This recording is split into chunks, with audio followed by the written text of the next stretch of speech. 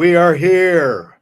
We are here. Welcome to the show. It is Friday Rapid Fire, IB Nation Sports Talk. Oh man, we were like a lot of others, I think, who are just joining us right now, watching over on the afternoon show with Brian and Vince. Says Indy Football Nerd says the game is in overtime. Wicked Bronco Productions is extending the replay. I know. I just threw up in the chat. I didn't throw up in the chat over there, but I put in the chat, hey, Wicked Bronco, just bring your super chats this way so we can get going. And yes, USMA 87. I'm assuming he finally saw the clock. It was like the chat version of a filibuster. Wicked Bronco just kept throwing. Really though, that's a good analogy. Yes. And Vince must be stretching his legs or doing something else right now after partaking in that. But how are you doing there, Cleveland Jesse? I'm doing good. It's Friday, and I'm getting ready to go to a game here in a little bit. Meet up with a bunch of friends. It's a really nice evening, so I can't complain. It's the weekend. It's been a long week, and just ready to hang out and do nothing.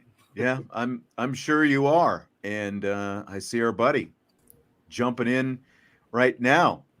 Hey, Vince finishes up on one side, and there he is, popping in on the other. What's you doing, up, buddy? Fellas? Every time I would, like I knew the show was going to be going a little bit, and I log in, I'm watching, and I see 2 super chats in the queue, and I'm like, okay, hopefully we can get through these super chats. And the next thing you know, there's Wicked Bronco and he just with goes another super chat he's throwing. I just made the analogy. Wicked Bronco was using super chats like a filibuster. Basically. Yes, like you can't end as long as you keep throwing super chats up there. Finally, Brian just ignored the last one. He's like, we got to go. Like this is, and it was. I mean, he got Brian fired up. There's no doubt about that. I mean. I know. Fellas, it was the most ridiculous conversation I've ever been a part of because there was just no changing either opinion. And so it was just a lot of this. But like, if Notre Dame stopped playing the Big Ten right now and they never played the Big Ten ever again, they could still put together a plenty good schedule, folks. Sorry. No, that's right. And that was the conversation basically. Right. On the other side, for anyone who wasn't there before joining in here. Let me just get the official disclaimer out of the way, and then we'll just jump right into the fire and kind of continue the conversation that was going there. I hope folks aren't too tired of it, but it is obviously the story of the day with everything that's going on. But this is going to be the final rapid fire show that we're going to have until after, Friday rapid fire show that we're going to have until after the football season ends. We're going to be transitioning here into our countdown to kickoff pregame show in a couple of weeks when the season begins. So, of course, we'll have countdown to kickoff again throughout the season. This show basically came about after the season ended and we had no more countdown to kickoff. So I said, hey, Brian, what if we did like a Friday? We'll just do it rapid fire, kind of change it up a little bit. He's like, yeah, go ahead. So, we've continued it. And so now we won't have this live show. So we won't have to worry about, the afternoon show, the big show going into overtime anymore. That's true because we're just recording. Yeah. Well, and you're going to be in school here coming up in a week or two anyway. I will be in school back to work, baby, on Tuesday. So I'm done with that. Was my last afternoon show for quite some time. So, it is what it is. Yeah. Alex says, happy National Beer Day, boys. I did not know. Is today really National Beer Day? I hadn't heard that. You got me. I have no idea. I'll look right now. Can live with that. He's going to go crack one open. Yep. Restrain yourself, Jesse. Oh, I'm definitely having some tonight. He's going to the Guards game. So, let's just jump into it. Jesse, you can continue finding that. Fill in the blank. The news that Oregon and Washington are headed to the Big Ten, Vince, I'll let you start us off, is blank. Disappointing, but not surprising. How about that? I mean, it's ridiculous. The fact that the Big Ten is swooping up West Coast teams is so stupid. It just furthers the argument that nobody gives a crap about anything else except for football. And it makes no difference about any of the other sports or, God forbid, any of the academics or any of that. It's 100% a money grab. It's 100% the boat was filling in the Pac-12 with water, and they're jumping ship. And so they're taking the big paycheck, and they're going to the Big Ten. It makes zero reasonable sense except for the dollars that are on the checks that they're going to get. Other than that, they don't care. From what I understand, because of the fact that the current TV deals are signed, Oregon and Washington are actually going to take potentially 50% less of that TV revenue than the rest of the current schools in the Big Ten are getting. I mean, it's still going to be more than what they'd get in the Pac-12, but they're still going to be getting considerably less, apparently, and then eventually it'll ramp up, I guess, at some point. But they're not even going to be getting, what these other schools, Big Ten schools are getting when they jump their feet in. So they're not even getting the big money. They're getting more than Apple TV can give them. Okay, I get that, but just the complete ignoring of anything else except for football is just mind-boggling to me. Just mind-boggling. I don't get it. I'm going to say that Oregon and Washington leaving is the final dagger to the Pac-12's heart. I think that it's ultimately going to be the sword that crumbles the rest of the empire. I don't know how the Big 12 remains with the Big 12. Pac-12 remains Pac-12. With the remaining. Really, it's the Pac-7 right now with Utah, Oregon State, Arizona State, Cal, Stanford, Washington State, and Arizona left. And some of those other schools have already been in talks about, leaving to the Big 12. So right. It's going to be the Pac-nothing, I think, here soon, unless they go out and start absorbing some of these other teams out on the West Coast. But into, like you talked about, and I kind of said yesterday, I don't like it. I don't like that the formation of these mega conferences. It doesn't really give a breakdown of the college football landscape. It's just lumping kind of everyone together. And then at that point, I mean, the only real reason that we have conferences is because of the financial security that it provides to a lot of these, universities and institutions. And that's literally all it's coming down to, unfortunately, is the Big Ten has enough money just to keep kind of throwing it at people, and it's enough to lure them away. And it's not enjoyable to me for what's coming as a fan, the landscape as a fan. I just don't like the fact that, again, that it just feels like it's going to be these 2 or 3 big mega conferences by the time it's all said and done. And I realize that none of this has anything to do with actual competitive balance and what happens on the field, because as we've said all along, it's about greed and it's about the dollar signs. It's embarrassing. Obviously, just like, Texas and Oklahoma, they're not going to have better chance to win championships when they go to the SEC. They're just going to have deeper pocketbooks, is what it's all going to come down to. But at least they're in the general vicinity of the other schools. Right. Geographically, at least it makes a little bit more sense for them. But Oregon and Washington, if they stayed put, I think that it potentially keeps Arizona from also joining the Big 12. And as of right now, we don't have that official yet, but the invitation has apparently been extended and Arizona's ready. But, if Oregon and Washington stay, I think the Pac-12 has at least got a chance to stay around. And even more importantly for Oregon and Washington specifically, with their football programs, they've got a chance to rule the roost for a while. Those 2 in Utah are the 3 best programs remaining in the Pac-12. If they had stayed, and they've got, with a 12-team format, they would have had a chance to be in the college football playoff fairly regularly. Sometimes probably, at least 2 of those 3 in there. But as it is now, they're going to go to the Big Ten. And they're going to be just they're just going to get swallowed up like everybody else. You're probably hoping for second place on a consistent basis by joining the Big Ten with all these other schools, UCLA and USC, obviously with Michigan and Ohio State and Penn State.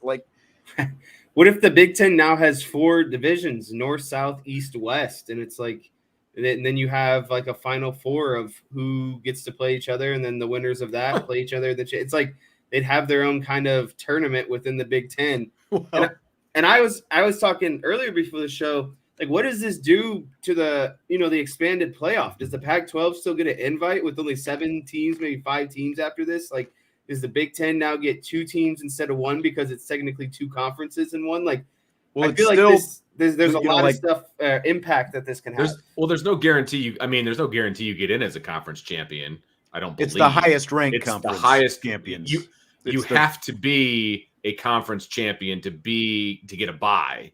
I believe was the rule, right? But there's only 4 buys. But yeah, right. It's still the one of the conference champions is going to be out of the bye, right? Right. But I'm saying the automatic qualifiers are still, I think it's the top 6 conference champions, and then then 6 at-large bids basically after that. So So whatever conference kind of hangs around, or the Mountain West might be a more powerful conference than the Pac-7 when it's all said and done. Pac-7 might be aced out of this thing, Yeah. That's exactly right. And it's so again, they're doing it for the dollars, but they're not even going to make that. I guess they're going to make probably somewhere, Oregon and Washington I'm talking about, will make somewhere around double what that Apple TV deal would have been. But at the same time, it's still going to be about half of what everybody else is making for the immediate future. So it's so obvious that it's about money, Sean, in that, again, from the competitive balance, they're not giving themselves an edge by going there from a competitive situation, and from a political situation as far as like who's going to have the most say in your conference. USC, UCLA, they'll never ever have more say than Michigan and USC in the Big Ten ever. So you're not gaining anything. You were the big dog of the Pac-12. And now you're definitely not that in the Big Ten. So you've lost clout by going to the Big Ten. Right. You've completely ignored all the other sports besides football by going to the Big Ten. There's zero reason for them to go except for the money. It's embarrassing is what it is. Chi-Town says it's absolutely ridiculous how the athletic departments say they care about women's sports, but it moves like this that show how much of a lie that is. 100%, Chi-Town. I completely agree with you. It's women's sports and any sport that a man plays that's not basketball or football. Right. You know what I mean? Those are the ones that don't matter now. Right. So it can be because you're telling me that now Washington is going to have to travel to Rutgers on a Tuesday night to play a soccer game or something. You know what I mean? Just like, what are we doing?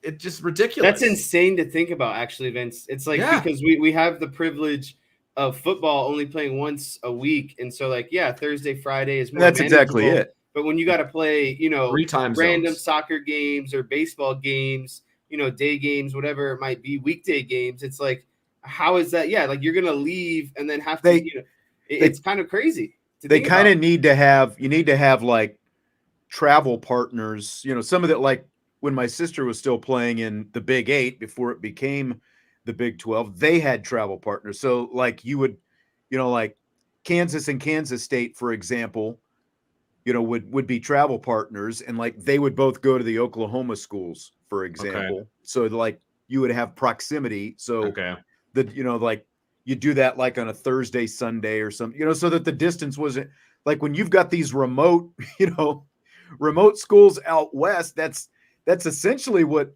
everyone is going to have to do. It's like, if you're going to go to Los Angeles, you might as well play both schools while you're out there than, have all this back and forth, especially, again, for the minor sports or, Olympic sports, whatever you want to call them. Right. Especially. Well, and I said this on the last show. It's like, the other thing that was cool about the conferences is, the Pac-12 had like sand volleyball as one of their sports. Yeah. I don't think Penn State or Rutgers or any of those, Michigan State, they're picking up sand volleyball anytime soon. So those sports are going to go by the wayside, right? And or just to some of the Big 12 schools have like rodeo. I don't see that being the case with some of these expanded conferences. You know what I mean? It's just like some of the nice nuances that they had because they were regional conferences are completely gone. Completely gone. Although, doesn't IPFW have sand volleyball now or I don't something? know. Maybe like they do. Men's volleyball? I don't even know. They're going to be, hey, breaking news, IPFW goes to the Big Ten. Yeah, that's right. It can happen. Everybody else is. Michael asked, if you were the Pac-12 commissioner, would you reach out to NDSU, SDSU, and the WAC schools? Now, NDSU, I'm assuming you mean North Dakota State. Yeah. I mean, they would have to transition. They would have to transition up. Now, SDSU, I thought he was talking about San Diego State. I mean, basically, I think you're like, if you're the Pac-12 and you're trying to manage to keep something together and potentially add San Diego State, Fresno State, Boise State are all right there, relatively in your neighborhood. But, the problem, and I suppose for them it's going to be worthwhile. But the other side of that is Apple even going to still give you $20 million a year? Right. If those are the teams that are in your conference now with Oregon and Washington. Because those aren't big markets. Like you're not, I realize Apple TV is a streaming service, and so maybe you don't care about the big markets. I don't know what those metrics look like, but that's, if you're the Pac-12 commissioner, you better do everything that you can to keep the people that you still have in your conference left, the 7 schools that are still there, to keep them involved. And then you go out and you try to expand if you want to save your conference. I mean, right. I think it might be a losing battle at this point. Let's spin it now to Notre Dame with everything that's going on right now. How confident are you that Notre Dame's independence is safe? Because again, one of the first things that and I know that this was part of the conversation you guys were having on the other show at the end was, it's time for Notre Dame to join up with the Big Ten now. So how confident are you in Notre Dame's independence going forward as everything continues to kind of conglom? And this, Brennan asked this, how does Notre Dame survive 20 plus super conferences? What do you guys think? So I'm very confident Notre Dame's independence is safe. And I kind of alluded to it earlier. I think that conferences are primarily derived from teams who are looking for some sort of, financial security or backing. And that doesn't seem to be an overarching issue for Notre Dame at the moment. And if it does present itself, I think Notre Dame will find or pair itself with the highest paying suitor. And I really don't see that becoming an issue unless they don't get an invitation to the big party anymore, aka, the chance to win a national championship or be the college playoff. So as long as they're getting that invite, remaining independent, I don't think that there's ever an opportunity that will present itself for them to join the conference. They basically set the price and they find the highest suitor because they know what they bring to the table. And I mean, they almost have the presence of, maybe, I don't know. To scale, it's like maybe they have the same amount of presence as just all of these Big Ten schools or Jesse, all these Big 12 schools. I'm kind of disappointed that you don't have some kind of math, like a formula after yesterday run out that shows us, like the strength of Notre Dame staying independent for the long run after all of your multipliers yesterday. I've said this from the beginning of all of this conference talk, right? As long as Notre Dame has an opportunity to win the national championship, and they do for the foreseeable future, because the new contract starts next year with the expanded, playoff, and Notre Dame has a seat at the table, and they are going to for a long time. That's number one. Number two, they have to be financially, sustainable, and that has a lot to do with the TV contract.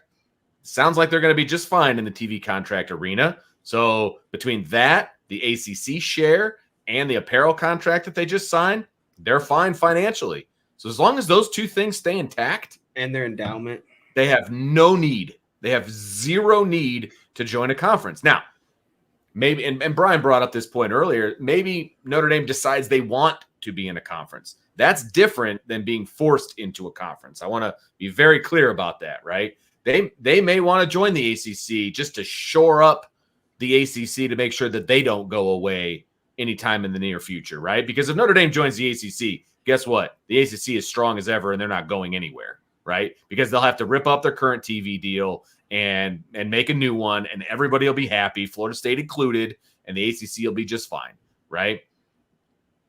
But that's only if Notre Dame wants to do that. If Notre Dame doesn't want to join a conference, they don't have to, unless something drastically changes. There's all this talk of, again, it's from outside, like Big Ten fans and ACC fans, of course, are ticked off, and fans of all these other teams. Well, we need to stop scheduling Notre Dame. Just tell them we're not going to schedule them. Well, here's the problem with that. One, as we have seen, what's behind all of these moves, it is money and TV numbers. money. That's driving the whole thing. Notre Dame is still a very healthy TV product. That's why they've got a chance at, renewing their own TV contract. It's why they're the only, that's why they're the independent college football program, because they are the only ones that have their own TV contract for their home games. And they are also a very, remember as big as Georgia football is, it was a huge deal when Notre Dame went to Georgia a few years ago. They are still a very in-demand program. They are an it was a huge deal when Georgia came to Notre Dame. That's Remember, right. That was a destination. Georgia event. That's why all the Reds showed up there. That's right. It was a big deal for them to be playing at Notre Dame. I don't think it's going to be hard, like from a fan standpoint. I kind of get, you feel, a little spurned by the whole thing. You're like, you see Notre Dame doing their own thing and it bugs you. Like everyone in the world would do their own thing if they could, but they can't. And I'm not just talking about football. I'm talking about it in any arena. Everyone wants to do their own thing, but you don't always get to do your own thing. Sometimes you have to, go to work and do something you don't want to do, because that's the way the world works. You still got to make a living at the end of the day. Everyone wants to do their own thing, but they don't always get to do their own thing. Then you get mad at people who get to do their own thing. And that's where Notre Dame is. And they're going to keep on doing their own thing because they're still in demand. And that's why teams and schools will continue to schedule them, because they are in demand. As much as they may ultimately hate Notre Dame, that's right. They like it when Notre Dame shows up because still it makes all about the money. Still all about the money at the end of the day. Money make it a world go round. You got that right. You got that right. Notre Dame's not going anywhere, folks, and the haters can hate, but that's just a fact. And like I said, if Notre Dame joins a conference in the next 10 years, it's because they want to. It's not because they're being forced to. Right. All right. John, Notre Dame has a large enough brand, national, international appeal. They should be able to still put together a schedule that gets the job done. I completely agree. I'm like, oh yeah. And again, I know you guys were talking about if the Big Ten says they're not going to schedule you, okay, wave bye-bye. I mean, there are still plenty of division, like as long, for right now, USC is going to be a part of the Big Ten. What happens with that? Do they stay permanent? Because that was part of the question, right? Was like, what if USC decided they're coming to the Midwest all the time now? They don't want to play Notre Dame anymore. That was kind of what started that conversation. So, okay, well, it was like, Aaron says ESPN just announced Utah and Arizona State have applied for formal membership in the Big 12. So, I mean, remember, it was about a year ago this time when it was after the USC UCLA announcement that they were going to the Big Ten. There was talk, could you see a Pac-12 Big 12 merger? And I saw somebody else else mentioned that. Mr. 2.0, maybe the Big 12 and Pac-12 should just merge. They had a chance to do that, but there was no Big 10 or the Big 12 went a different direction now. I think it was I think it was more about the Pac-12, because the Big 12 was Big 12 was still in bigger trouble. Yes, about a absolutely. year ago. Remember that? But what was about a year ago or maybe a year and a half ago, we were having this exact same conversation about the Big 12 because Texas and Oklahoma were bailing. And it's like, okay, well, what's going to happen to the Big 12? You know what? Big 12 went on offense, and I give them a lot of credit. Right. I give them a lot of credit. Right. But, I mean, for now, like if you look at Notre Dame's scheduling possibilities, they still have Stanford and USC for now. And like, I think Stanford, that's going to become even more important, considering everything else they're going to get left out of this whole deal the way it's looking right now. Big time. And you've got Navy and you've still got the ACC arrangement. Right. To me, like the ACC, what happens there is still the biggest thing. But like I look at Florida State, and Florida State and their trustees can bark all they want, but the bottom line is, if they had a true option for them to go somewhere, they'd already be in it. Absolutely. And that's what. They're just trying to call bluff. Right. And I think that, like, when you look at, like there was all this stuff about the Big Ten earlier in the week. I think that basically was just a rumor that somehow kind of grew some legs. Twitter always helps that, I think. But between that and, like, are they going to join the SEC? Like, for right now, I think the TV networks are kind of at their limit as far as what they're going to spend. And you start adding more teams, that means that ultimately there's going to have to be more money to go around, and the conferences themselves. If Florida State and Clemson and whoever else, like these magnificent seven that everyone was talking about, if they're going to get out of this grant of rights, there's going to be lawsuits. There's going to be legal stuff to go around. And the conferences that they join and the networks that are attached to them become part of that. And I don't think everybody wants all the legal stuff that's going to go along with it either, So I just think that there's too much to that to try to get involved with. I think the ACC should, rather than all these teams talk about, how they're going to leave and everything. Florida State can't afford to leave at this moment and breach their contract. And so why don't they go on the offense and try to get some of these Pac-5 teams that are left? If you're trying to, instead of crumbling within, why don't you unify and expand and go out and get more teams to make, your things a little bit more richer, right? Like the Pac-12 or the Pac-5 needs to be kind of soaked up at this point. There's the Pac-5. I mean, that's what it's that. Be. They're going to be the Pac-8. They started off the Pac-8, I think, didn't they? Or were they the Pac, like whatever? I think they were the 8. I think it went from 8 to 10 to 12, didn't it? Yeah, man. It is sad. It's 100% sad. But look, at the end of the day, like you guys said, Florida State's not going anywhere. The ACC is not going anywhere because of the grant of rights that they have. And that's it. That's, like I said, if they had an option, if they had a true option, Florida State, they would have already been down that path. But between the grant of rights and everything else that comes with it, the ROI is not worth it right now. And here's, for all the hate that Notre Dame gets and everyone complaining about the grant of rights that the ACC has, paying them over $30 million a year. If Notre Dame was not attached to that, the ACC would be even in worse shape than they're in right now. If Notre Dame wasn't attached to that deal.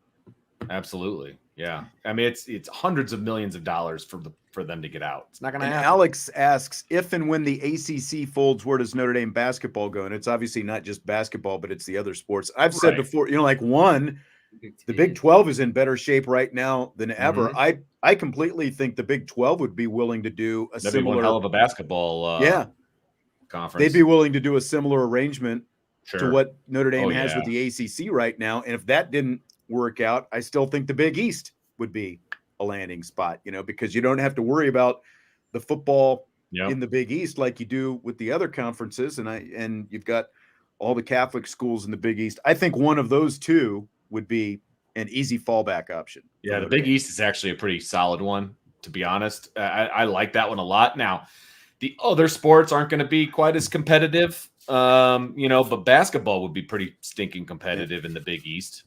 But, I mean, let's be honest. How much does it matter at this point? It doesn't, because the ACC is not going anywhere. The competition. Well, that's all good. That's a great point, because people aren't making these moves. You've just got to have a place to fill out all your schedules. Good point. Solid point. And I'm not, saying that to dismiss any of them. It's just a matter of they don't care about competition. Are you kidding me? Right. Texas, Oklahoma, it just got worse for them. Look at USC and UCLA and Oregon and Washington. At least half of those are like solid baseball schools and softball schools, for that matter. I mean, they're going to be coming and playing cold weather games against Big Ten teams now. They're going to be heading to Rutgers and Maryland and, all these different, for that matter, the entirety of the Midwest is obviously cold. But like none of this has anything to do with the competitive balance of baseball and softball for those West Coast teams. You know, like they're from a competitive level, it's not getting any better for them. But football is driving the bus across sports. So it's just the way it is.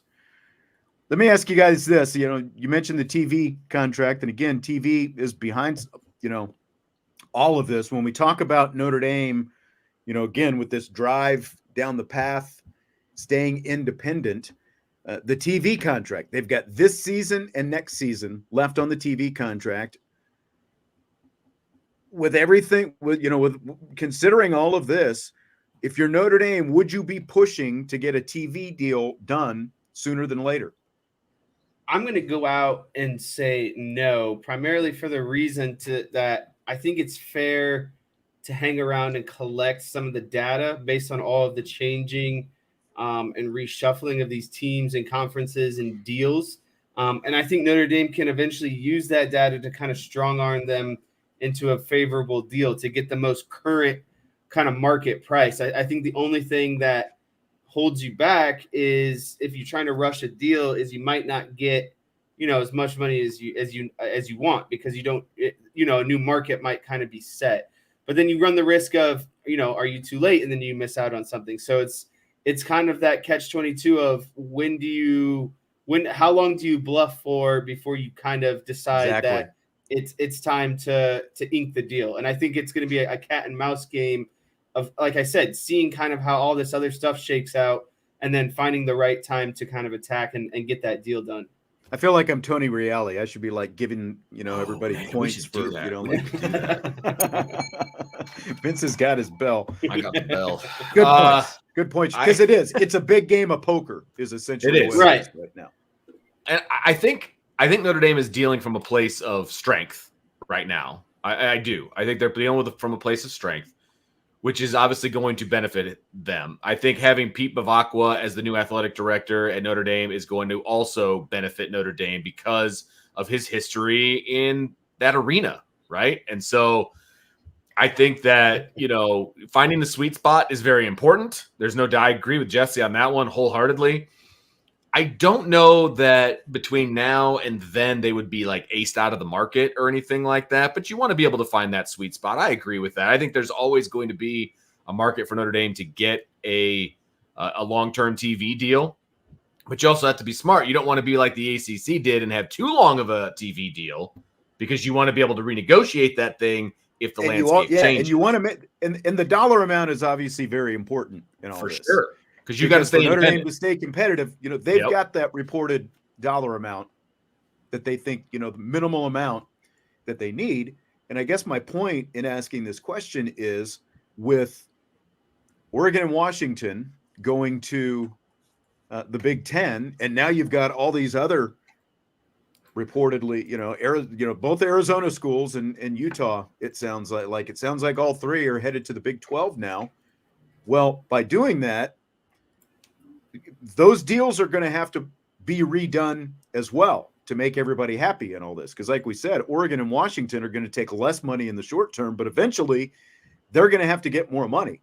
And NBC is a TV partner with the Big Ten. And, you know, obviously Fox, you know, like if there's true open bidding going on for this TV contract with NBC and other networks involved, at some point, they're going to have to start paying these other entities, these other conferences, more money. So I guess, you know, that's my question. Like if Notre Dame has, like if they've got the dollar amount that they're looking for right now, you know, would you go ahead and sign on that? You know, as you said, you don't want to rush into things, right? But at the same time, you want to make sure that, you know, when you're playing that you know, the Russian that duck goose or whatever, and like you don't want to be the last one out, you know, with no seats left to sit in when, I feel like music stops.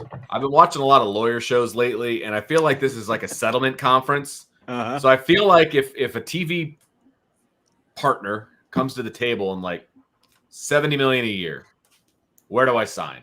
Like I don't think it's going to get a whole lot better than that. And even if it does get better than that by a couple of $1 million, it's not going to make that much of a difference. I'm signing that contract because that's more because if you get 70 from the TV deal. You get another 10 from the ACC. Now you're up to 80. You kidding me? You're great. You are in great shape. I mean, if I had an offer of 70 right now and I'm Notre run. Dame, that's what I'm saying. Like, I'm signing on the dotted line right now. Let's just get it over with. What's the floor number that you would sign with right now, not wait it out? 60? 80. Probably. To me, it's probably 60. Yeah. Jesse, 80? Like, you're holding out for that much? You're not getting 80. It's not going to happen. Holding out for 80. Well, then you're going to be holding something else because you're not going to be getting any money. See, this is why we'd get more as me as the negotiator. You got you got to also be realistic, dude. Notre Dame might be joining up. They might be joining the Big Ten in a couple of years if you're the negotiator too. You just I don't know. ND football nerd, interesting scenario here. Notre Dame should make a dual conference deal between the ACC and the Big 12, play 5 games against each and play FSU, TCU, and Clemson annually. Drop USC. Navy stays on. Notre Dame would schedule 1 non-conference opponent. I don't like that at all. Ugh. Yeah, I don't know about 5 each. That's too many. Yeah. 3 each maybe. And I don't want any annual opponent out of that. I want to rotate that sucker. You know what I mean? And now I would want to make it so that I had at least 1 big time or 2 big time opponents, every year, that kind of a thing.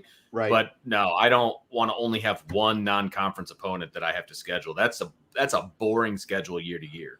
What I would do is what you guys did. I would do 3 and 3, and then and I would do it with the Big Ten actually in the ACC, and then I think you could kind of get into strategically setting up what markets you're hitting. So you're hitting kind of some of the bigger markets all over the country every year. So you're really diversifying where you're going, and you can hit, maybe you can hit the middle of the Midwest, you can hit the West Coast, you can hit the East Coast, and then maybe you hit a team down in Texas too. And those are the teams you kind of rotate between, because then you're making sure that you're hitting all the markets and you're getting to kind of everyone's front door. Essentially, it's you're controlling it. And I think that's the real advantage that these big conferences provide, is that Notre Dame can kind of pick and choose. It's a bigger pool to pick and choose from almost, and again allow you to kind of get across the country a little bit easier into more markets. So Josh Phillips says drop USC, big no. And I know that Vince, you and Brian were talking about, if USC decided they weren't going to play Notre Dame, you wouldn't mind. But I think Jesse, hit on I'm kind of in the middle on that, because I would be upset if they dropped USC. I would be, but I could see it happening. One, I think, from are we going to have any rivalries left? Right, exactly. If that happens? Right. I think that would be the biggest argument of not being in a conference at this stage, is you might not have any true rivals. Right. And 2, the draw for Notre Dame in being able to stay independent, one of the draws is, you obviously get to set your schedule to a large extent, but you're going to California every year. It's USC one year and it's Stanford the other year, and you can go to all these different parts of the country. Well, if you don't have USC, I think it's still a priority to get out to California every year, don't you? So what are you going to do? Schedule San Diego State now? Or, I guess you could still set something up with UCLA. I was going to say, I would go UCLA first. That would be the first team that I would attempt to go to, for sure. Right. Yeah. But I mean, I guess, how big of a priority is it going to be for UCLA? And again, sure. Notre Dame is a draw, so Notre Dame UCLA's had a hard time filling the Rose Bowl. Notre Dame gives you UCLA That's a lot true. better chance of filling the Rose Bowl every other year if it happens. So. Notre Dame's not dropping USC. USC may try to drop Notre Dame, but Notre Dame's not dropping USC. But that's my point. Is if if USC did come, if it did come to that, I think that you're going to have to find some kind of replacement. And I don't think you would have a really hard time finding that, but you just don't know what everyone else's priorities are, especially since you don't even, if you're a Big Ten school, you don't even know how many conference games a year you're going to have to play, and how much more complicated it becomes to play Notre Dame or any other school, even somewhat regularly in a non-conference situation, because you could end up having to play 10 conference games a year. Right. I don't feel like keeping Stanford on the schedule is a priority, because how many kids are they getting out of Northern California?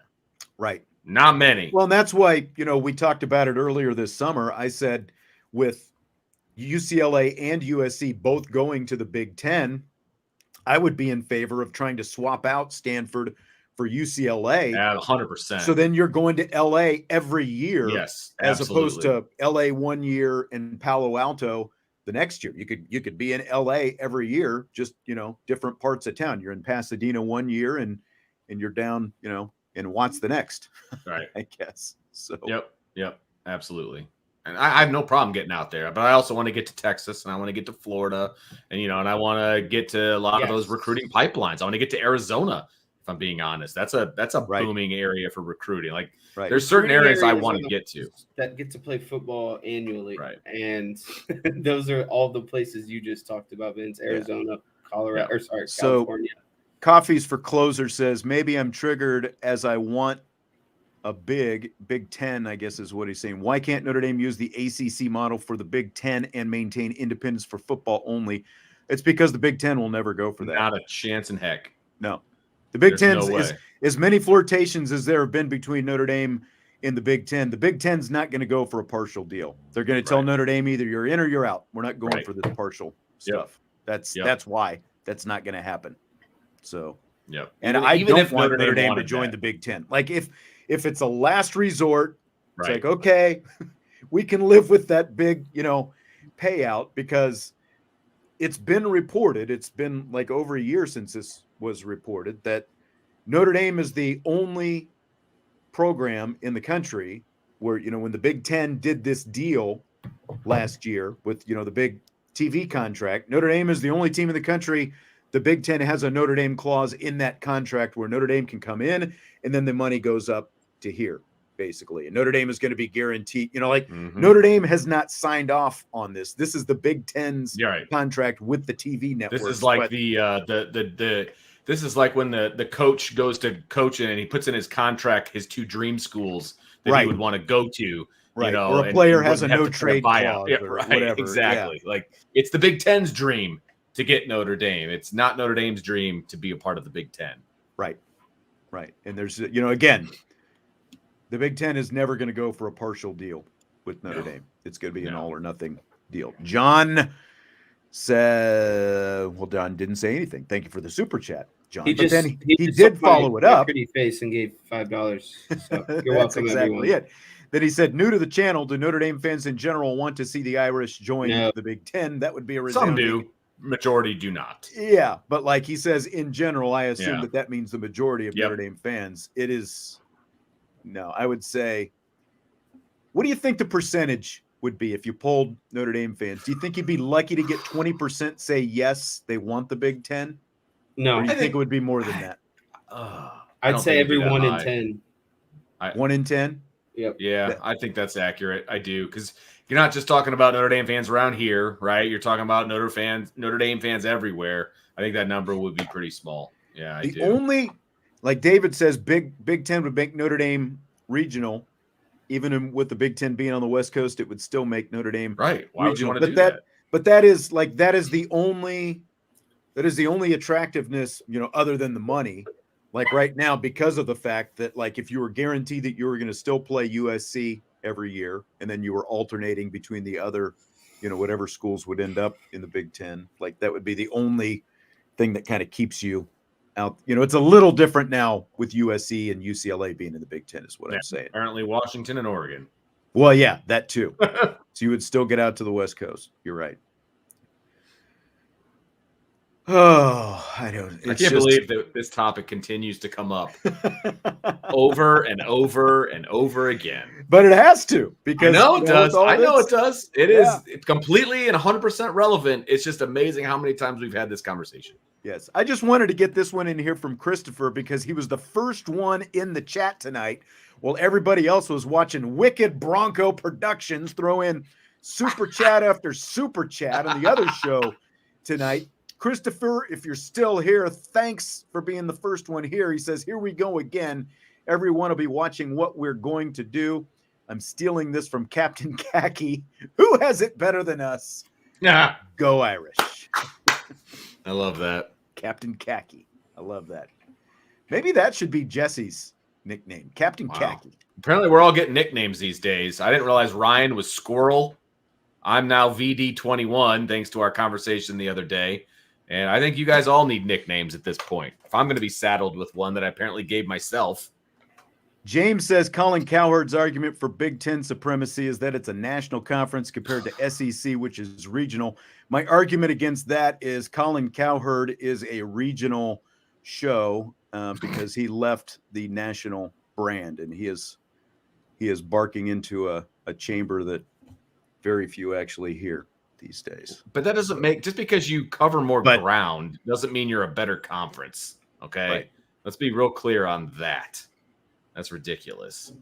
Like the SEC, like you're right. The SEC is in a more condensed amount of, like you said, even, the Texas schools, at least geographically, make sense when you're talking about the SEC.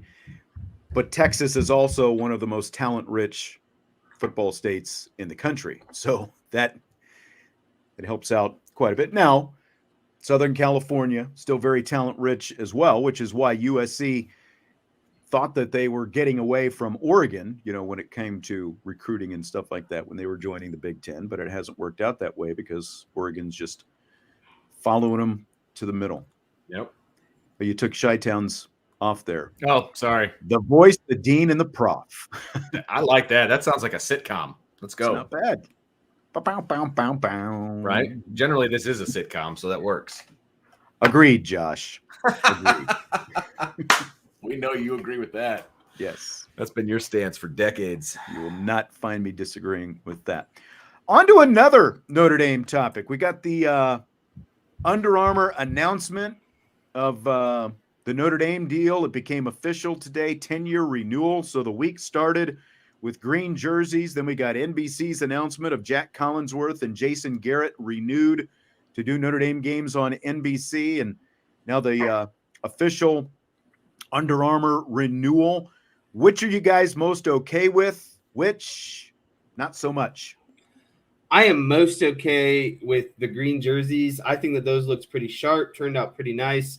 If you want to argue that, go argue with someone else. I'm most disappointed with the apparel deal. I think Under Armour is lame. I think that if you asked every athlete that Under Armour would not be their first preference. And to me, the announcers, Jack Collinsworth and Jason Garrett are what they are. Hopefully Jack Collinsworth is better. I didn't necessarily mind Jason Garrett because I respected and enjoyed his insight and overall knowledge of the game. It's different of, my hatred for him as a coach, but as a guy that is doing the game on TV, I don't mind him because again, I like his ability to kind of give you a deeper insight into the layers of football, really. So is Henry agreeing or disagreeing? I think he's disagreeing. I think he's disagreeing. He's getting fired up. He's disagreeing. I'm actually the most okay with the apparel deal because number one, I'm glad that it's out of the way. We don't have to talk about it anymore. Number two, I think it's just fine. I have no problem with it whatsoever because the apparel deal has zero to do with me. And so me personally, I'm cool with it. It's totally fine by me. I'm probably next most cool with the green jerseys. Love them. I think they're great. I have no problem with them whatsoever. See, it's crazy. You're about to say Jason Garrett and Jack Collinsworth, but you guys go to all the home games, so you don't even have to listen to them. And absolutely correct. But I don't have to be the most okay with it. I'm still not okay with it. Yeah, I'm not okay with how NBC treats Notre Dame. I'm not okay with the fact that they get the bottom feeders. That's the problem. Folk that sit and watch every game, home game on the television, we're the ones actually going through it. If it was a bigger priority, though, Notre Dame would change it, and it's not a bigger and that's my problem with it. It's not even necessarily those guys in particular, because again, I don't really even mind Jason Garrett. I just don't think he's being propped up properly by play-by-play guy that he's with. 2 rookie announcers together last year. It's a disaster. It's a disaster. I think if he would have been with Tirico last year, it could have been a different story. I had Brian Curtis from The Ringer on, a couple of weeks ago, and I brought that up, and he was like, well, Tirico couldn't do much for Drew Brees when they did that playoff game together. But it's funny because, I mean, Brees was not great in his season doing Notre Dame football, but at the same time, he wasn't nearly as bad as he was when that NFL playoff game, I think it's like the spotlight obviously gets a lot bigger when you go from 3 or 4 million watching to 20 to 25 million watching an NFL playoff game. Sure. And he found a way to just stick his foot right in his mouth. There are so many more qualified and better play-by-play announcers. And it makes me sad to see, to see that level of play-by-play guy in the booth, because I was not yay, Tom Hammond, he's the greatest. But when you think back on it, Tom Hammond was good. He was good. Most people didn't complain about him because he was good enough. And I actually, Dan Lebitard was talking on his show. I didn't hear the show, but I just saw something about this today. I read a whole, somebody wrote up a whole article about it. Lebitard basically said that he doesn't care who's calling the game as long as they're not awful. And I think a lot of people would generally agree, because you're not tuning into Notre Dame football to hear the announcers. You're tuning in to watch Notre Dame football, but it becomes a heck of a lot more annoying if you're a Notre Dame fan and you're tuning in every week and the quality is relatively low. And that's what they're getting. And again, it also becomes more enjoyable when you got good people. Yeah, if you ranked every booth that NBC is going to have calling college football games and other college football games, the Notre Dame booth would rank dead last. And it's not close. It's not close. It's just unfortunate that Notre Dame gets Jack Collinsworth in his early kind of training wheels days. I think Jack Collinsworth is going to be good, but Notre Dame shouldn't have – I agree that Notre Dame shouldn't have to be stuck with the guy who's training. They've established themselves, and if you're going to sign this really big contract with NBC, then you need to have someone who can carry the thump of what you're net profiting in this whole situation. So I'll agree on that end. And that's a great point, because all these other guys have cut their teeth and paid their dues calling games in other places and built their play. But it's how everybody is, right? Nobody comes right out of school and let Jack Collinsworth and Jason Garrett call the Maryland Rutgers game or something like that. You now have the Big Ten under your umbrella at NBC. You know what? They didn't have it last year, so we got crap. Now you've got all kinds of other things at your disposal. Admit that you got it wrong, man. Admit that you got it wrong and put those guys on the fifth Big Ten game of the weekend, okay? The other thing you can do, you literally have somebody that's under an NBC contract in the same stadium. Why can't Paul Burmeister be the TV guy? Right.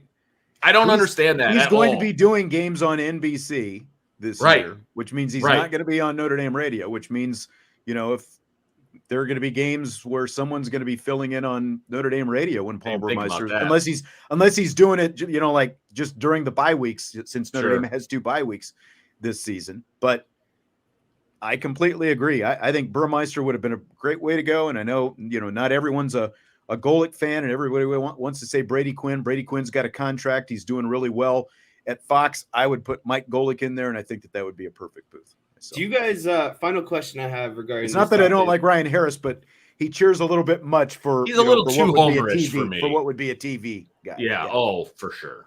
Do you guys, when you go back and watch the games the next day, do you guys even turn on Jason Garrett and Jack Collinsworth for that? I have the level relatively low. Yeah, it's on. I listen to it. I do. Yeah. All right. I do. That's all I got. David agrees with Jesse and I on this. As a Cowboys fan, I'm just glad Garrett isn't clapping on the sideline and beginning every press conference with, "Hey, fellas, I'm willing to listen to him announce. Excellent. He's not a terrible announcer. He's not set up for success. That's my biggest issue. And like Brian Curtis was saying, like, like very a lot average. He's very coach speak to me. Yeah. Like he needs. He's a little personality. Like listening to him literally is not that different than listening to Bob Davey. Like if you. I realize it's been a while since Bob Davey has been around, but if you listen to, it's like very coach speak type stuff. And that's why I think that very few coaches are actually like really good in that booth. I think players make better. Yeah. Not every player and not every coach, obviously. They're like Madden is obviously an exception to that. But I think in general, players with bigger personalities do better in the booth. Sure. Jason Garrett is a mid.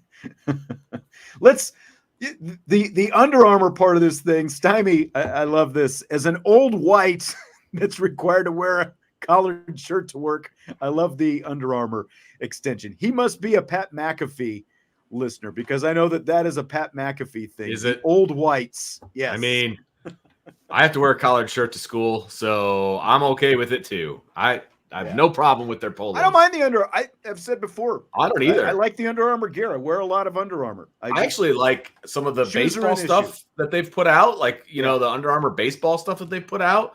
I really have no problem with it. I understand the shoes are a problem, and I hope that they're going to address that. I get that 100%. But the rest of the stuff, it's not a problem. It's not a problem. Yeah. Anthony says Jesse's nickname should be Fuzzy Math. Fuzzy Logic. Johnny, off topic. Notre Dame is releasing alternate uniforms for the Navy game. Navy be wearing alternates as well. Kind of expected they would, but we haven't seen that announcement. I haven't heard anything along those lines. Who's breaking this story? I don't know.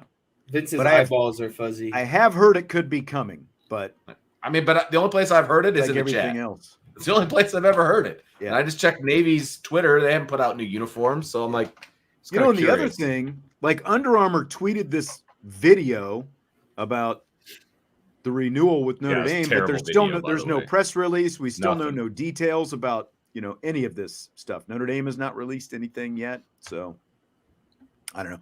I do like the green uniforms that they're going with. Yeah, I'm cool with it. I'll say this as well. On the TV stuff, I am surprised with all the technology, smart TVs and all this stuff, that we don't have the option now through your TV just to be able to, whatever team I'm watching, find their radio play-by-play and click that. You still get to see, like the TV ads and all that stuff, which is to them what's most important anyway. But agreed. I would do that in a heartbeat.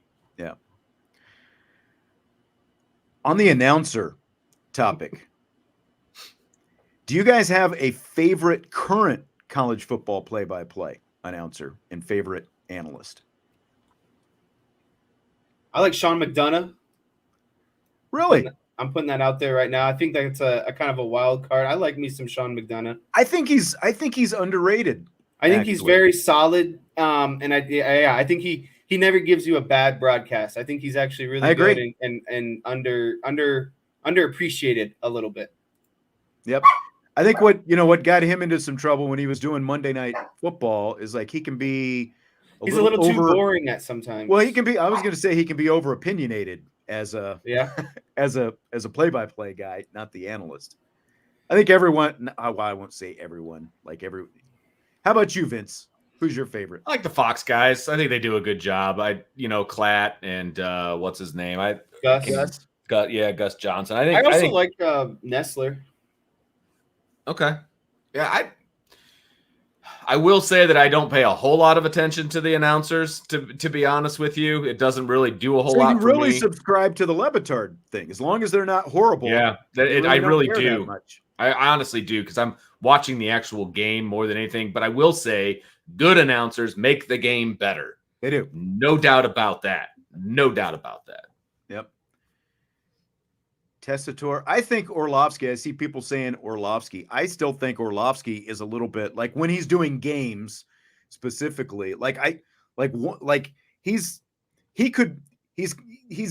Tony Romo light Like, I'll just get to the point and say it. Okay. Like, he's got some Tony Romo in him, just in, like, they're both quarterbacks, obviously, both have really good knowledge of the game and all that stuff, and have some, personality, and, we'll kind of share, like, he can share even more opinions, I think, than Romo can sometimes. Some of Orlovsky's takes are a little interesting, but that's true. But you know what? That's I think happen. I think he should be in a higher profile booth than what he's in. Really, you're never going to bat 1,000. You're never going to bat 1,000 with your takes as a color commentator. So I mean, I can't really knock him for that because I've disagreed with him a few times. But I think he stands by his knowledge, and he at least has something to back it up, which you can't really say about a lot of these guys. Yeah, I'm just not. Like, for college football, with the Fowler Herb Street booth, I don't have the problem with Herb Street that a lot of people I don't either, really. But I'm those just guys. not sold on Fowler as the lead play-by-play announcer in college. I mean, that's Fowler, the most high-profile booth there is. And I'm not sold on Fowler as the best. Fowler is a very opinionated guy. That's true, too. He can let a lot of – see, like – but like, I think, like, Jesse brought up McDonough, and like, McDonough still works for, ESPN Disney. And like, when the playoff comes around, he's, the number 2 guy for the semifinals. I think McDonough is more suited to be the lead play-by-play guy, for the number 1 booth than Fowler. Yeah. Fowler's way too opinionated to be a play-by-play guy, in my opinion. He just has too many hot takes and too many opinionated takes during those games. That's what bothers me the most, I think. Yep. Davis. Jason saying he likes Davis. Is that Joe Davis? Reese Davis. Does he even do play-by-play? Well, no, but he took over for him as the main guy, the game day guy. Game day. I think that's probably what he's referring to. Yeah. What about all-time favorite? Do you guys have mine would be Keith Jackson, and I actually like Dan Fouts when he was the analyst. I think Dan Fouts was one of the better college football analyst, but Keith Jackson and then Musburger after him, it just was like, this is a big college football game. Like when those guys were doing games, this is a big college football game. I went with Musburger just because that's more of my time, and he did all the college football games, video games. So like he was the voice of all of those as well. So that was kind of a little bit more iconic as well. Yeah. I would say Tony Roberts, but he was a radio guy. He's not a TV guy, so that doesn't work with this conversation. Yeah. Vern Lundquist is what Anthony was saying. Howard Cosell. Now, did he even do college? Michael's going back a little bit. Did a lot of NFL. Monday Night Football. Yeah. Whoops. He was Monday Night Football, even like did some Major League Baseball stuff. He was like doing the World Series for a little bit. Ron Franklin, that's a good one. Ron Franklin was good in the early 90s, kind of like when I was, really getting into ESPN and all that stuff. Ron Franklin was a good play-by-play guy as well. Let me ask you this. SI did a list recently of the top most influential TV broadcasters. I want to go sport by sport. The most influential current TV broadcaster in each sport. I want to start with college football. Some of these are tough, I think. Yeah, they are. College football, who's the most influential? I'm not saying best, the guy you like the best. Who's the most influential current college football TV broadcaster? Okay. Kirk Herbstreit for college football. Okay. So I think a lot of people listen to his he's a lover you hate him guy, right? But I think he gets a lot of airtime, man. He's always on when they're doing the CFP, reveals, and they go straight to him for his opinion. Like, I think he's pretty influential.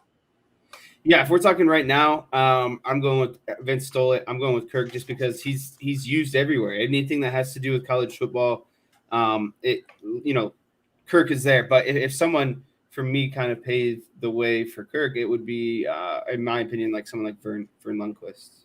See, I was going like I don't know, play-by-play announcer can fit in there. Right. I think it's analyst. To me, it's either Herbstreit or Feinbaum, because like Feinbaum, again, he's on SEC Network every day. He's showing up on ESPN all the time, and he's obviously very opinionated, and he's going to be polarizing. Herbstreit has the biggest platforms though, because he is on game. Feinbaum shows up on game day as well, but Herbstreit is doing game day, and he's doing the biggest college. He's doing the national college football game of the week. Corso, I just don't think so, Sean, because not currently. Corso is just hang it up. Yeah, I mean, again, we all Kirk Herbstreit's the most influential because he literally props up Corso every day. Like literally, I think he holds him up. See, and again, David, like David says, he hates Feinbaum, and you can hate him, but that makes him influential. But that carries credence to what I'm saying. Like, if you hate him that much, then it's because of the influence that he has, and because whatever he says is probably going to be polarizing, and there's influence in that. I would give Herbstreit the slight nod on this, though. So I think we're all unanimous on that. It's interesting. NFL, I had a harder time with it. Like college football was actually the easiest. NFL, I think, is tough because like 50 years ago in the 70s and into the 80s, it was probably Howard Cosell. Sure. And then when Cosell was gone, it was John Madden for a long time. Yep, agreed. I don't know that there is one definitive person, though, in the NFL today. What do you guys think? I mean, when I think about it, I guess I go with like John Madden. But he's dead, Jesse. So like, that doesn't work. Today, like active today. It can't. We're not talking about all time. We're talking about who is who is currently on TV that carries the influence. Al Michaels is who I would say. Yeah, I'd go with Al Michaels as well. See, again, I didn't think of that because of like the fact that he is a play-by-play guy, and you really only see him. I think you can argue that his influence is waning because he's only on the Amazon. Sure. And he's not on ESPN or any of like Jules says Dungy. Like, do people really? He's only on NBC. Does what Tony Dungy says like carry that much weight? Yeah. To me, it comes down to Aikman and Romo because they're like the top two guys, most highest profile. Like none of the guys in the studio, I think, carry that kind of weight. Like whether it's Bradshaw or Jimmy Johnson or Cower, any of those. Like I think it's like Aikman or Romo, and you might even make a case for Adam Schefter just because he's on ESPN and he's like the big reporter, with all the breaking news all the time. Mr. Big Tie Knot cell phone. Chi-Town says Joe Buck. I mean, I think that there's a case for him as well because, again, like, he's Monday Night Football, elevated that. So who did you even say, Jesse? Who did you go with? I ended up going with Al Michaels. You went with Michaels? Vince, do you agree with Al Michaels? Yeah. I'm going to go with Aikman because I think Aikman tends to be the most opinionated. Like him and like Collinsworth has kind of toned it down a little bit in recent years. Like Aikman is the guy. I think he's the most polarizing right now of all the TV guys. I just like listening to disagreement. Aikman. I just like listening to him. I do too. Call games. So I don't know if that makes him influential to me, but I enjoy listening. I like the team of Joe Buck and Aikman. Same. It's very enjoyable, but a lot of people don't like it. Me too. Well, you're not going to like my answer to the next one then. So start us off. Major League Baseball. Joe Buck. I'm a big Joe Buck fan, and I know people don't like that. Here's the problem with that. He hasn't done baseball for more than a year now. He's only doing Monday Night Football. Well, I loved him when he did the World Series. So what can I say? Again, like I think baseball has kind of devalued itself over time because there used to be a lot of different voices when ESPN still had, Baseball Tonight. True. MLB Network has its own network and they've got shows all the time, but they don't really want any of their personalities, kind of going out on a limb that much. Like they fired Ken Rosenthal because he was too critical of baseball, so he moved on. Tim McCarver was probably the guy for a while. John Smoltz has not handled that mantle. Like you've got A-Rod on TV. I don't think that anybody cares what he has to say, though. And again, Stymie, Mel Allen's been dead for a while. We're talking about guys who are currently on TV right now. A-Rod is terrible. Like, I can't even. I know. A lot of times I can't even follow what the heck he's even saying. I'm sorry. He's fingernails on a chalkboard to me. Yeah. So I don't know. Like, it can't be Joe Buck though, because he's not calling baseball. I don't even know who I would pick. I know. That's my point. Like Buster Olney, Tim Kirkchen, David Ortiz. Yeah, Tim Pedro Kirkchen's Martinez, a good one. Buster Olney's is a good guys. one. Yeah, I get that. Jesse is texting me. What do you need to do, Jess? Do you need to get going? Gotta get going. Can't miss that big old Guardians game. It's I know. important. It is. All right. Let's wrap it up with this then. We went sport by sport. Who do you think is the most influential on TV right now, non-sport specific announcer? Shows like whether it's PTI or First Take or talk shows or. I have mine whatever. ready, so right. I'll lead the charge on this one. Hit it. I went with Michael Wilbon. Wilbon. Okay. We didn't do NBA. Can we all just agree to Charles Barkley on that one? Sure. Has to be. I haven't watched an NBA put a lot of game thought into this, as you can tell, years. as usual. I like Mike Wilbon because of what he's done with the PTI, the Daily Talk Show, and then his still influence on basketball. And just he has a multiple kind of platforms across different kind of stages. Like he's got his hands in a little bit of kind of everything in terms of his presence. Okay. I don't watch the NBA. I literally can't even tell you. It's just nothing. I got nothing in the NBA. Sorry. I'll agree with Barkley. Well, we're not doing NBA now. We're doing the whole thing. You threw out NBA. Mine's Mike Tirico, because I think he's got a voice out there. He does the a lot Olympics. of Olympics. Bingo. That's what I was just gonna say. Took the words right out of my mouth. Vince wins because of that. The Olympics trump a lot. I haven't given mine yet, though. Yeah, but who says I'm already? He's already given me the mantle on it. My seal of approval. Jim Nance, Dick Vitale. I mean, Costas would be up there, but I don't think he does enough anymore. Like, nobody cares about for the Costas hockey is an old white. It's Doc Emmerich. Costas is an old white. I love Bob Costas but I don't think he does anything anymore. I haven't seen the correct answer, so I'll just give it to you. It's Pat McAfee. He just got millions of dollars for leaving a show that he built from the ground up and was generating millions of dollars, and is going to be on ESPN, I think, starting this month. I've got to go with McAfee as right now the most influential TV guy, guy on TV. I think it's got to be him right now. If you're using the word influential, then you're probably correct, because of all of the guys that we mentioned, he's the most active on social media.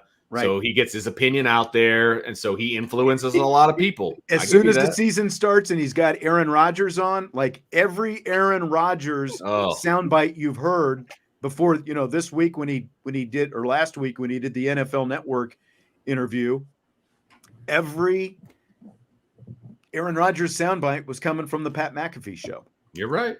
Jules said Joe Rogan. We're talking about sports. We're talking about sports. So that doesn't really work. UFC's a sport.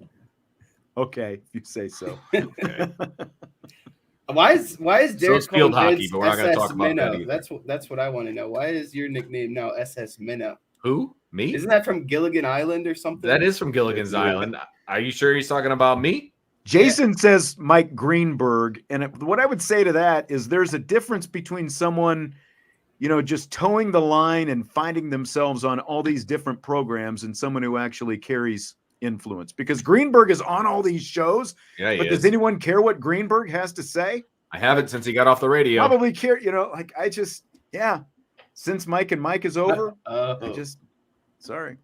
What's that, Jess? It was in reference to you. See, I told you. Called you SS Minnow. Man. Sean Stiers. Derek. At you hard. Come on, man. I thought we had something. And then Tommy Guns, apparently Sean ignored it the first time, saying someone else was in here first. Well, Christopher had the first comment in the chat. That's all I know. Whether other people were actually sitting in the chat, Christopher, that's going back to the Christopher comment from earlier. So I just got called Little D. So there you go. He's VD21. That's right. Where did the 21 come from? Was that your number? That was my football number. Yep. So you knew I was a real good wide receiver. Me and Calvin Johnson. Calvin was 81. Come on. 21 in college, big boy. Tommy, I'm sorry, but when I came in today, when I entered, our back end, there was one comment sitting in the queue, and it was from Christopher. So I don't know if you have like a self-mute. Tommy's saying, prove it. We know you're here most of the time. Prove it. Prove it. Jesse, do you want to, in 15 seconds or less, do you want to address Tommy's Noah Syndergaard question real quick, since he's been asking it for 2 weeks? Yeah. You failed to ask it. Yeah. Maybe this will make Tommy happy. I will end the last Friday rapid fire with a response. Noah Syndergaard has been out of his prime for like 5 or 6 years. The Guardians have a lot of pitchers on the IL right now, and they decided to trade away their best remaining pitcher that's not hurt. So I really don't understand the whole Syndergaard thing. They traded away Ahmed Rosario, who was on a 1-year deal, so that makes sense, right? They probably weren't going to re-sign him, but it was a straight trade. Syndergaard for Rosario. It doesn't move the needle for me. Syndergaard's been an average pitcher for a really long time now. There you go. All right. We got a little baseball in at the very end.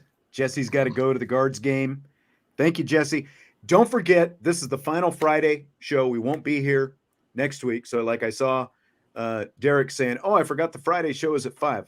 No more Friday show after this until basically the end of the season. That's right. Yep. Because no more Friday night kickoff shows is going to be firing up here in a couple of weeks. So I'm getting out of here. Appreciate everybody being here. Hit the like button on your way out.